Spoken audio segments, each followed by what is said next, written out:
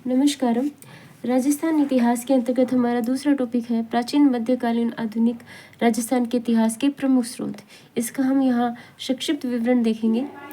देखिए, समूचे राजस्थान का इतिहास लिखने के पहला कार्य मुहनोत नैणसी ने किया। पहले मुंह किसने खोला? मुहनोत नैणसी ने। लेकिन उसने केवल मारवाड़ को सेंटर में रख के ये इतिहास लिखा।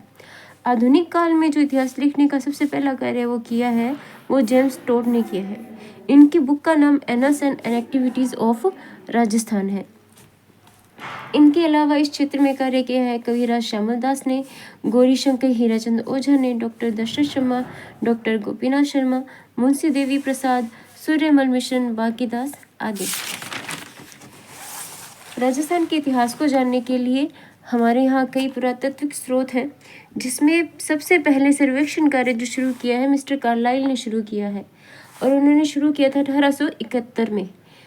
8-7 लोग जो पुरातत्व सर्वेक्षण कर रहे थे यानी कि खोज रहे थे वो काले हो गए। क्या हो गए? काले हो गए। 1871 कार्लाइल।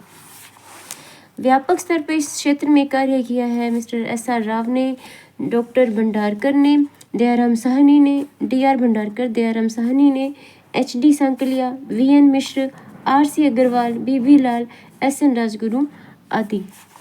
प्रारंभिक शिलालेखों की भाषा क्या है? संस्कृत है। लेकिन मध्यकाल आते आते संस्कृत, फारसी, उर्दू, राजस्थानी का भी प्रयोग शिलालेखों में होने लगा। प्रशस्ति का अर्थ क्या होता है? शासकों की उपलब्धियों का यशोगाथा जिसमें लिखी जाए, जिसमें उसका वर्णन किया जाए, उन्हें प्रशस्ति कहा जाता है। कीर्ति स्तंभ प्रशस्ति महाराणा कुंभा की है और राज प्रशस्ति राज सिंह की। कीर्ति कुंभा की, राज प्रशस्ति राज सिंह की। कुछ संस्कृत शिलालेख जो राजस्थान से प्राप्त हुए हैं उनमें पहला है गोसुंडी का शिलालेख। गोसुंडी, इसको ऐसे याद रख सकते हैं हम कि 2 लोग हैं, वो नगर में घुसते हैं।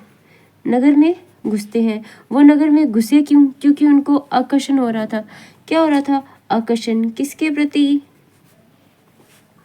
वासुदेव के प्रति। किसके प्रति? वासुदेव के प्रति।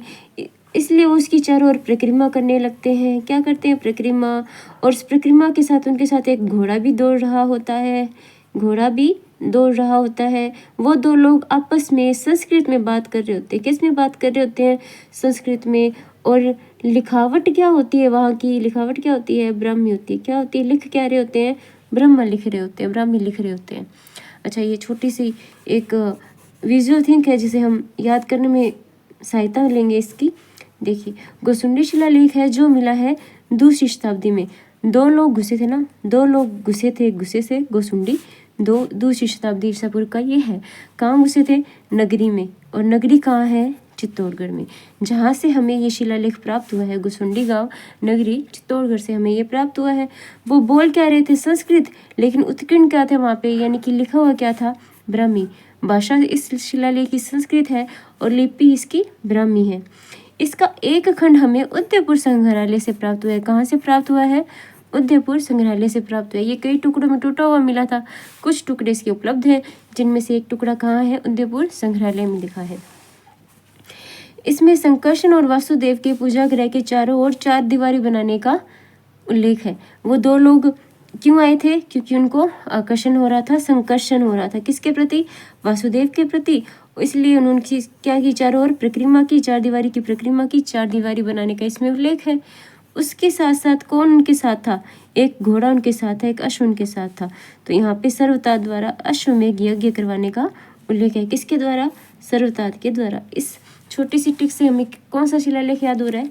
गोसुंडी शिलालेख हमें यहाँ याद हो रहा है कि 2 लोग नगर में घुसे। क्यों घुसे? क्योंकि उन्हें आकर्षण हो रहा था। किसके प्रति? वासुदेव के प्रति। इसलिए उन्होंने उसके चारों ओर क्या की? परिक्रमा की। साथ उनके कौन था? एक अश्व था। देखिए, इतने समय में पूरा ये शिलालेख याद हो जाता है।